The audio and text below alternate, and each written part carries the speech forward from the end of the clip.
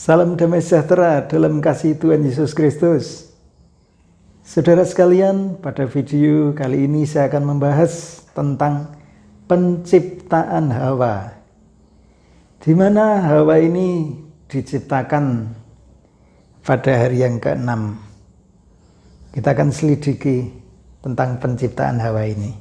Saudara, kita melihat bahwa di dalam Kejadian 2 ayat 18 di sana dikatakan bahwa Tuhan Allah berfirman. Inilah yang menjadi alasan mengapa Hawa itu diciptakan, saudara. Tidak baik kalau manusia itu seorang diri saja. Aku akan menjadikan penolong baginya yang sepadan dengan dia. Namun kalau kita membaca selanjutnya, di sana Tuhan tidak menciptakan Hawa secara serta-merta, tetapi ternyata kemudian Tuhan menciptakan binatang-binatang, menciptakan burung. Nah, dengan demikian kita melihat bahwa kira-kira Tuhan Allah berfirman ini pada hari penciptaan yang keempat. Karena di situ dituliskan, kemudian Tuhan Allah menciptakan burung-burung. Dan kita ketahui bersama, burung-burung itu diciptakan pada hari yang ke-5. Berarti dapat diperkirakan Tuhan Allah ketika menjanjikan atau berfirman bahwa manusia itu tidak baik bila seorang diri itu adalah kira-kira hari penciptaan yang keempat. Yang jelas bukan hari ke-6.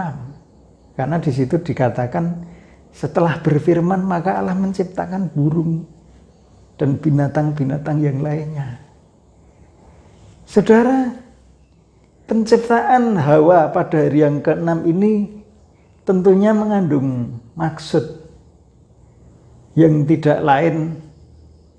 Yang menjadi tokoh adalah Adam, di mana pada hari yang ke-6 ini kita telah ketahui bersama pada hari yang ke-6 itu adalah fase yang kedua, menunjukkan itu hari yang ketiga, dan di sana terjadi peristiwa Adam dibuat tertidur, dan di dalam tidurnya itu Adam diambil tulang rusuknya, kemudian dari tulang rusuk itu dibangun perempuan, yaitu Hawa. Telah kita ketahui bersama dari video yang lalu bahwa tidurnya Adam ini melambangkan kematian Yesus. Jadi dapat dimaknai bahwa tidurnya Adam atau kematian Yesus itu melahirkan sosok perempuan, di mana sosok perempuan ini Hawa menimbulkan atau melambangkan mempelai dari Yesus Kristus. Siapakah mempelai dari Yesus Kristus? Mempelainya adalah jemaat, saudara dan saya. Itulah mempelainya Tuhan. Orang-orang yang menjadi pengikut Yesus, yang percaya menerima pengorbanan penebusan melalui kematian Yesus Kristus. Saudara sekalian, petunjuk ini akan kita baca di dalam Matius 26 ayat yang ke-26, yaitu ketika Yesus dalam perjamuan Paskah sebelum dirinya disalibkan, dia berkata bahwa tubuhnya yang disimbolkan roti itu. Mari kita baca. Dan ketika mereka sedang makan, Yesus mengambil roti, mengucap berkat, memecah-mecahkannya, lalu memberikannya kepada murid-muridnya dan berkata, ambillah, makanlah, inilah tubuhku aku. Yesus melambangkan tubuhnya yang akan terpecah-pecah, dikoyak-koyak di kayu salib, diserahkan supaya pengikutnya atau umatnya atau jemaatnya itu bersekutu dengan pribadinya, dengan tubuhnya, sehingga disimbolkan dengan memakan roti yang diartikan sebagai tubuhnya Yesus yang rela terpecah-pecah supaya umatnya menjadi satu dengan Dia. Kemudian di dalam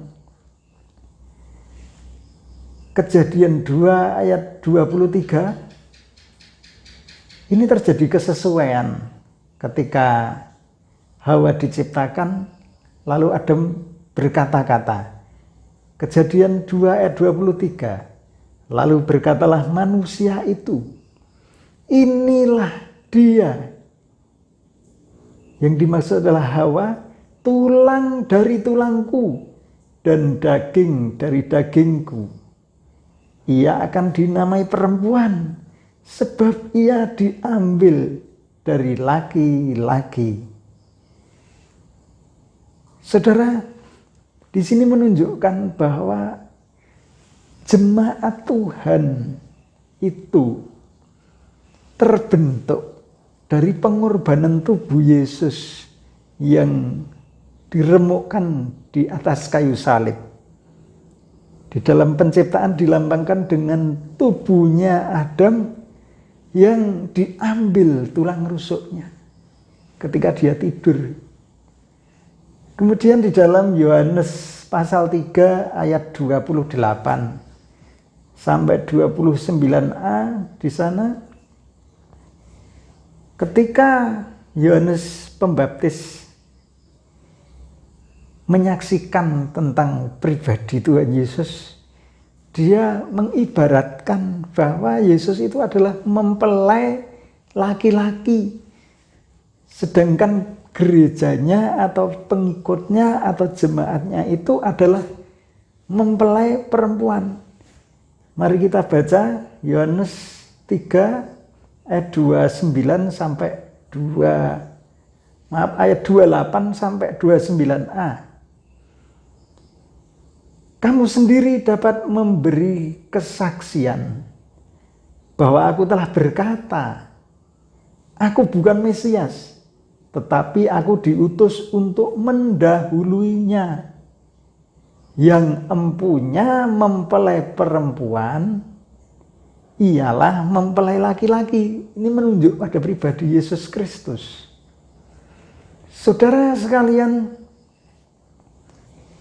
di sini kita melihat fakta Alkitab bahwa Hawa ini diciptakan, disengajakan hari yang ke-6, bukan hari yang ketiga. Padahal secara teoritis lebih mudah ketika Adam itu dicipta berbarengan, sama-sama dari tanah, sekali membentuk dua laki-laki perempuan.